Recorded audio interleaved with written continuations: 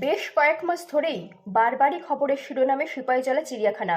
সিপাহীজলা চিড়িয়াখানা থেকে যে গোমাংস অন্যত্র পাচার হয় সেটার মান্যতা দিলেন খোদ পশু চিকিৎসক ডক্টর কেশব দেবনাথ। অভিযোগের পরিপ্রেক্ষিতে সাংবাদিকরা খবর পেয়ে বুধবার চিড়িয়াখানার শাটার হাউসের সামনে পৌঁছতেই দেখা যায় শাটার হাউসের ভেতর দুটি গরু রাখা। সেই চিত্র সাংবাদিকরা মোবাইলের ক্যামেরায় বন্দী করে। পরে চিড়িয়াখানা কর্তৃপক্ষের সঙ্গে কথা বলে পুনরায় ওই জায়গায় পৌঁছতেই দেখা যায় একটি আস্ত গরু গায়েব। সেই সময় দাঁড়িয়েছিলেন চিকিৎসক কেশব দেবনাথ। সংবাদ মাধ্যমকে দেখে কোনো রকমে ঘটনাস্থল থেকে পালিয়ে যান, কিন্তু সংবাদ মাধ্যমের কর্মীরাও মাঠ ছাড়েনি।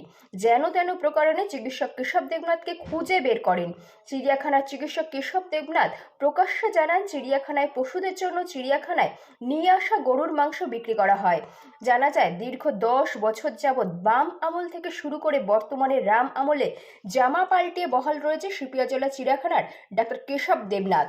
সিপাহীজলা কান পাতলে শোনা যায় কর্তব্যরত চিকিৎসক কেশব দেবনাথ রাতের আধারে সিপাহীজলা অভয়ারণ্য হরিণের মাংস রাতারাতি কিভাবে বিক্রি করেন। অভিযোগ, সিপাহীজলা চিড়িয়াখানার অর্ধেক হরিণ বিগত 10 বছরে গিলে খেয়েছেন ডাক্তার কেশব দেবনাথ। প্রথম আমাকে ফোন করেছে, স্যার গরু এসছে, রেকর্ডিং লিখেছি।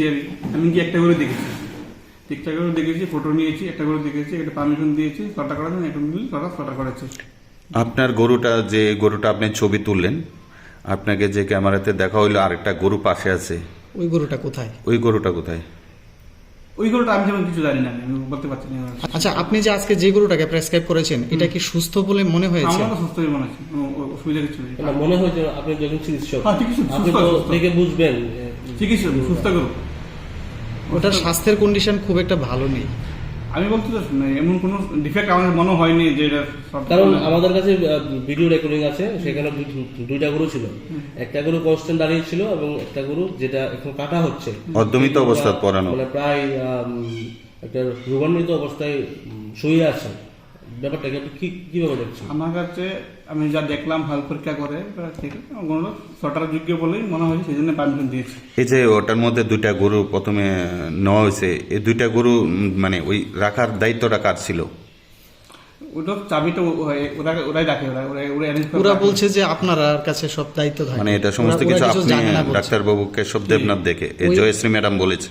হ্যাঁ, মানে ছটাটা হচ্ছে যেমন ধরে হেলথ পরীক্ষা করা, তারপরে পারমিশন দেওয়া। এই গরুগুলি ঢুকানো এবং বের করার বিষয়টা আপনি কিভাবে দেখছেন? যেহেতু ওটার পুরোটা শাটার হাউসের দায়িত্বে আপনার, এখন আপনি বলছেন যে আপনি গিয়ে দেখেছেন একটা, আমি একাই দেখেছি। কিন্তু আমাদের কাছে তো ফুটেজ আছে, ওইটার পাশে আরেকটা গরু ছিল, ওটা এবং কে বের আপনি যে করেছে? গরুটা ছবি আমাদের দেখিয়েছেন বা আপনি যেটা দেখেছেন, আপনাকে আমরা দেখালাম যে এখানে দুটা গরু ছিল, একটা গরু কোথায় উদয় হয়ে গেল?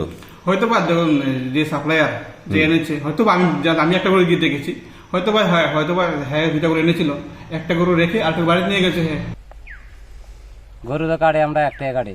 আর এখানে তো দুইটা গরু আছে। দুইটা গরু থাকলে কি হয়েছে? গরু তো একটা লাগে, আমরা আরেকটা কই? মাছ তো একটাই লাগে। দাদা, আরেকটা গরু কই? কোনো এখানে দুইটা গরু আছে, আরেকটা গরু আমি জানি না। আপনার নাম কি দাদা?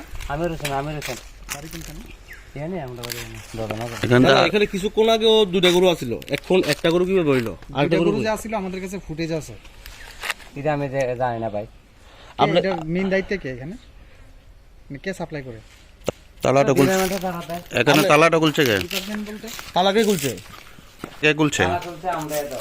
তো আয়া কয়টা গরু পাইছো? একটা একটা গরু পাইছো, আরেকটা গরু কোথায়?